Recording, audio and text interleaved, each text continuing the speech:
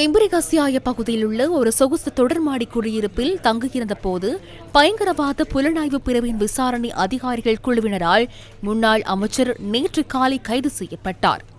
சந்தேக நபரான முன்னாள் அமைச்சர் துமிந்த திசாநாயக்க இன்று பிற்பகல் விசாரணை அதிகாரிகளால் கல்கிசி நீதவான் நீதிமன்றத்தில் ஆஜர்படுத்தப்பட்டார். இதன்போது விசாரணை அறிக்கையை விசாரணை அதிகாரிகள் நீதிமன்றத்தில் சமர்ப்பித்தனர். மேற்கோள் ஆரம்பம். நீதவான் அவர்களே, இதுவரை நடத்தப்பட்ட விசாரணைகளில் இந்த துப்பாக்கி துமிந்த திசாநாயக்கவின் தந்தையின் தலைமை பாதுகாப்பு அதிகாரிக்கு சொந்தமானது என்பது தெரிய வந்துள்ளது. மேலும் விசாரணை அதிகாரிகள் இந்த சம்பவம் தொடர்பில் கைது செய்யப்படுகின்ற சந்தேக நபர்களிடமிருந்து வாக்குமூலங்களை பதிவு செய்துள்ளனர்.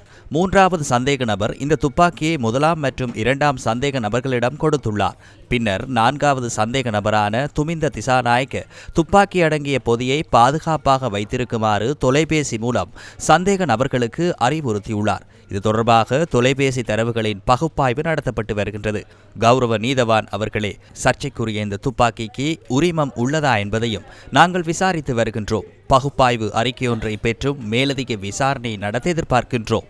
விசாரணைகள் இன்னும் நிறைவு பெறாததால் சந்தேக நபரை விளக்கமறையில் வைக்குமாறு நீதிமன்றத்திடம் கோரிக்கை விடுக்கின்றோம். மேற்கோள் முடிவு. சந்தேக நபரான துமிந்த திசாநாயக்க சார்பில் ஆஜரான ஜனாதிபதி சட்டத்தரணி ஃபைசர் முஸ்தபா மற்றும் சம்பத் மெண்டிஸ் ஆகியோர் விசாரணை அதிகாரிகள் முன்வைத்து அனைத்து குற்றச்சாட்டுகளையும் நிராகரித்தனர். மேற்கோள் ஆரம்பம். எவ்வித சுயாதீன சாட்சிகளும் இல்லாமலேயே இந்த விசாரணை இடம்பெற்று வருகின்றது. கைது செய்யப்படுகின்ற சந்தேக நபர்களின் வாக்குமூலங்களை மாத்திரம் மையமாக கொண்டு எமது சேவை பெறுநரை கைது செய்வது செய்யக்கூடாத ஒன்றாகும். இது அனைவருக்கும் பாதுகாப்பற்ற தன்மையாகும். ஒரு சந்தேக நபரின் வாக்குமூலத்தின் அடிப்படையில் மற்றொரு நபரை எவ்வாறு கைது செய்ய முடியும்? விசாரணை அதிகாரிகள் சந்தேக நபருக்கு எதிராக முன்வைத்த அனைத்து குற்றச்சாட்டுகளையும் மறுக்கின்றோம்.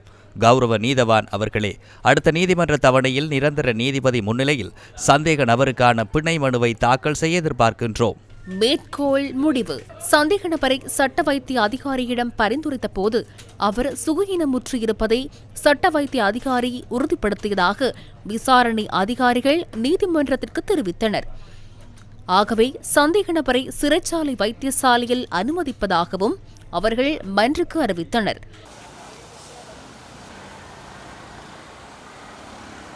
முன்னாள் அமைச்சர் துமிந்த திசாநாயக்க இன்று மாலை கொழும்பு மெகசின் சிறைச்சாலைக்கு கொண்டு வரப்பட்டார்.